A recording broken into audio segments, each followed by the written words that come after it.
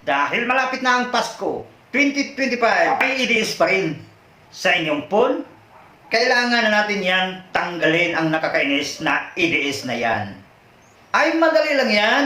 Kung gusto mong malaman, ay huwag kang mag-skip na panoorin ang buong detalye dahil ituturo ko sa inyo ang pinaka-epektibong tips and idea kung paano yan matanggal.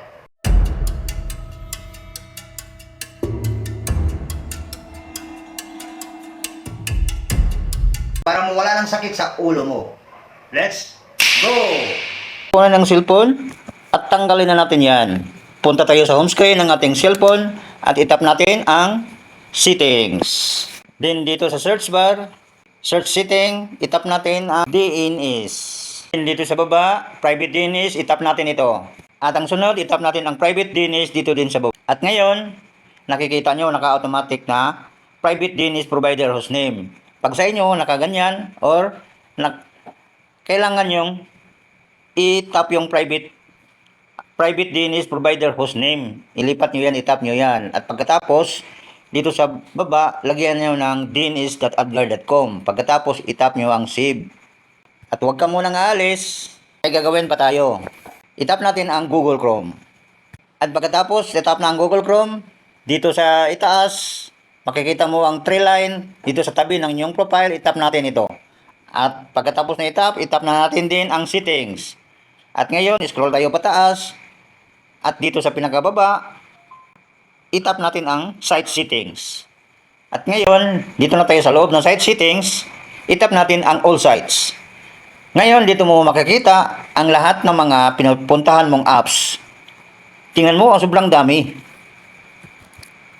Itong mga pinupuntahan natin may kasama na siyang mga virus. At paalala, huwag i-open at dapat i-delete na kaagad isa-isa. Tulad sa akin, sobrang daming apps na naka-install. Kailangan natin itong pagtiyagaan. Ituturo ko din sa inyo kung paano yan ma-delete. For example, ito. Itap natin yung streaking.com. Itap natin yan at itap natin dito sa baba. Delete data and reset permission. Itap natin yan. Itap din natin ang delete and reset. Dahil sa sobrang rami, ay kailangan natin itong i-delete isa-isa. Ang inyong pagtiyagaan, kung gusto nyong gumanda ang performance ng inyong phone. At pagkatapos yung may delete, i-restart mo ang inyong cellphone, itap ang restart, boom! Gumanda ang performance ng inyong phone. At ngayon, ipakikita ko rin sa inyo, nagbukas ako ng Facebook ko. Ang ganda ng performance ng aking cellphone. After ko na-delete lahat ng mga browsing data at mga sites na pinuntahan ko at ni-restart ko ang CP ko, ito na ngayon ang resulta. See the result. Tingnan mo. Bukas ako ng FB. Tingnan mo. Gumanda ang performance ng cellphone ko. Di na tulad dati.